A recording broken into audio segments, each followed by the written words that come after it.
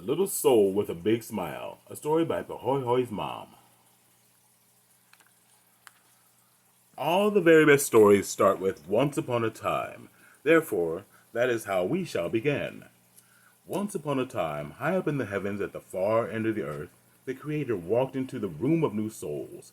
He was looking for someone special. He called out, "Who among you is ready to live a life on earth?" Ooh, the little souls leaped and bounded with excitement, each one trying to outdo the other to be the first in line for an earth assignment. One little soul had been at the back of the crowd, staring out the window at the world below.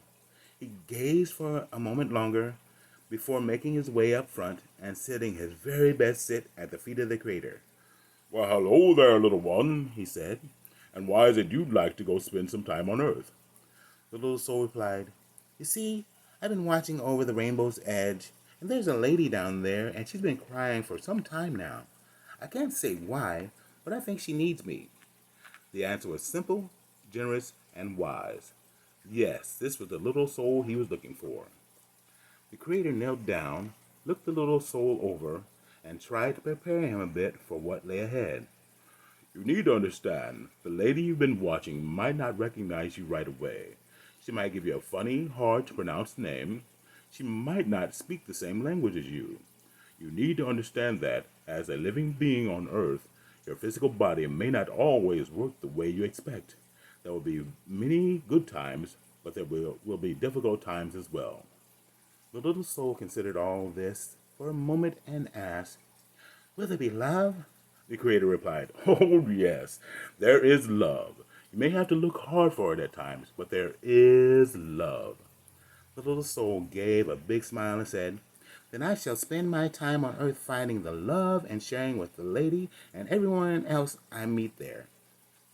With that, there came a light brighter than any sun, and he instantly found himself in a round, warm body that was being cleaned and cuddled.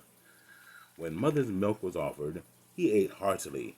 He needed to be big and strong so he'd be ready when the lady came looking for him. He recognized her as soon as she walked in the door.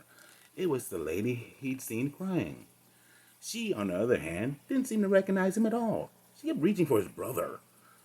He worked nearly half an hour pushing his siblings out of the way and smiling right at her.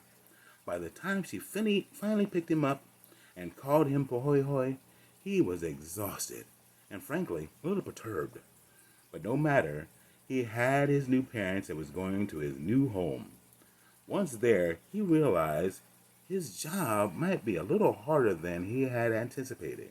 She read books, pug books. She had ideas. She was planning on making rules. Then there was his dad. The guy seemed unsure of his presence in their home. But all of that could wait. For now, he focused on the easiest job of all. He stuck to his new mom like glue, making funny faces, smiling, and learning to play with toys. She cuddled him, sang songs, and played toys with him. She wasn't crying anymore. It took Pahoehoe nearly 2 weeks to break down his dad's defenses. Finally, one evening, his dad got down on the floor, looked Pahoehoe in the eye, and said, "Dude, I was so wrong about you. You're the greatest." From then on, they were best buds. They walked, they played, they ate snackies mom said no to, they watched their favorite programs on TV, they practiced the words that made mom offended, and they perfected their give mom the stink eye faces. They were a happy family in a home so full of love that I was nearly ready to burst. It was time to get out and spread that love to the rest of the world. From the moment they became a little family, their lives changed. They spent the next weeks, months, and years learning all they could. They learned that the smallest member of the family was always in charge.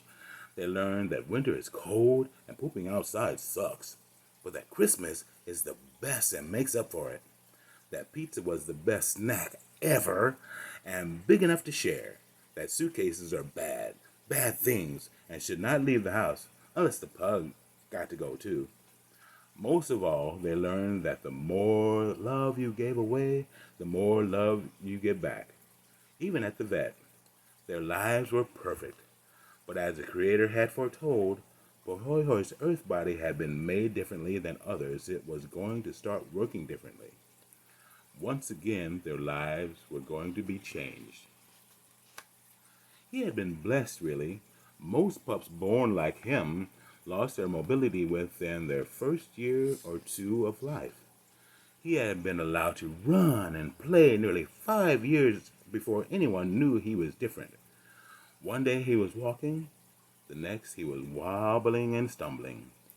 The day after that, his parents took him in for x-rays. His little spine was different, all right. They tried booties for his feet. They tried fancy exercises. They tried laser therapy. Then they took him to a lady named neurologist. She said surgery would be way too risky. She looked at his bone photos, felt his body all over, set him on the edge of the table, and tapped his little knees with a tiny hammer. She let them all know that the good news was Pahoehoe wasn't in any pain, and it wouldn't get any worse. They had already arrived at worst, but with wheels, he could still be happy and active. Pahoehoe smiled directly at her as he peed on her.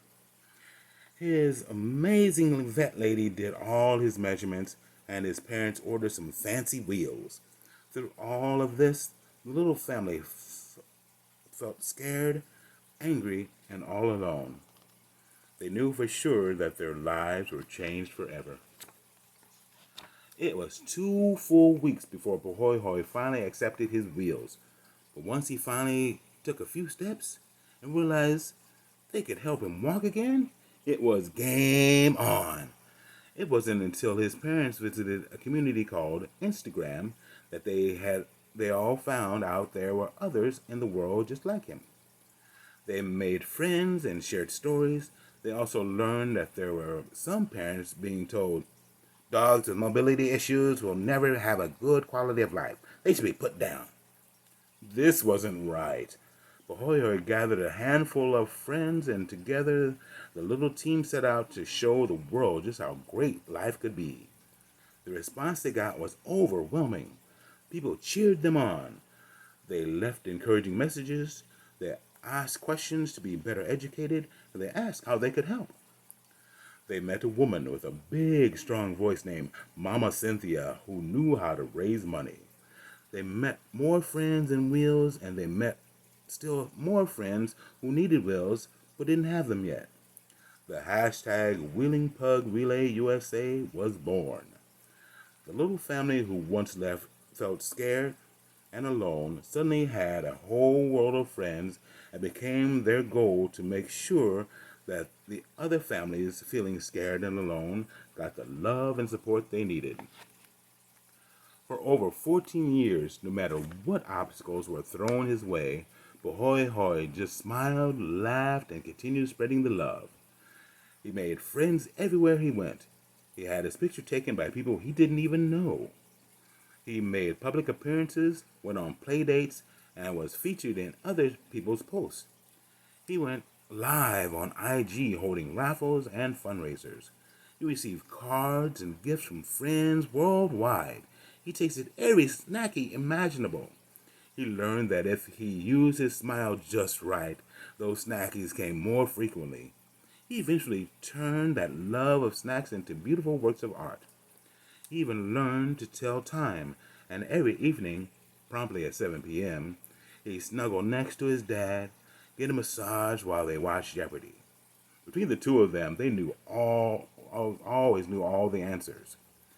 His parents marveled at the fact that his beautiful eyeliner and black ears never faded with age, that for all his body quirks he never seemed to get sick, that he always seemed happy and fairly energetic. He was their little superhero. Life was happy and beautiful, but life on Earth is not forever. Eventually, even superheroes get called home. The moment Pahoehoe's little spirit left his body, he felt light as a feather. The first thing he did was fly around the world, leaving signs and messages, a song here, a rainbow there, a mysterious waft of pepperoni in the air. Then he flew higher and higher. Oh, he was so fast now. He flew through the open gates at the rainbow and was greeted by thunderous cheers of so many friends that had arrived before him. He ran and played and sang the songs of his people. When he spotted the Creator, he leapt straight up into his arms and babbled excitedly. And there was snacks and walks and new friends. I got to go a place called beach and a place called park. There were snuggles and massages and these things called presents. There was a whole bunch of love and oh yeah, I have other pups and people too. I didn't even know I could do that. Oh, it was all such a grand adventure and but his smile faded and his voice trailed. But it all happened so fast, and now my mission is over. This time it was the creator who smiled. He held Angel Pahoehoe even closer and whispered, "No, little one, your mission in this universe is not over. It's only just beginning." Once upon a time, high up in the heavens, at the far edge of the rainbow, the Creator walked into the room of new souls. Angel Pahoehoe rode along on his shoulder. They were looking for someone special. The Creator called out, "Who among you is ready to live a life on earth?" Ooh, the little souls leaped and bounded, each one trying to outdo the other to be the first in line for an earth assignment. One little soul had been at the back of the crowd, staring out the window at the world below. He gazed a moment longer before making his way to the front of the crowd and sitting his very best sit at the feet of the Creator. "Well, hello there, little one," he said. "And why is it you'd like to go spend some time on Earth?" The little soul replied, "You see, I've been watching over the rainbow's edge, and there's a lady and a man down there. They've been crying for some time. I can't say why exactly, but I think they need me." Pahoehoe's smile stretched wider than the heaven itself, and he whispered into the Creator's ear, "He's the one."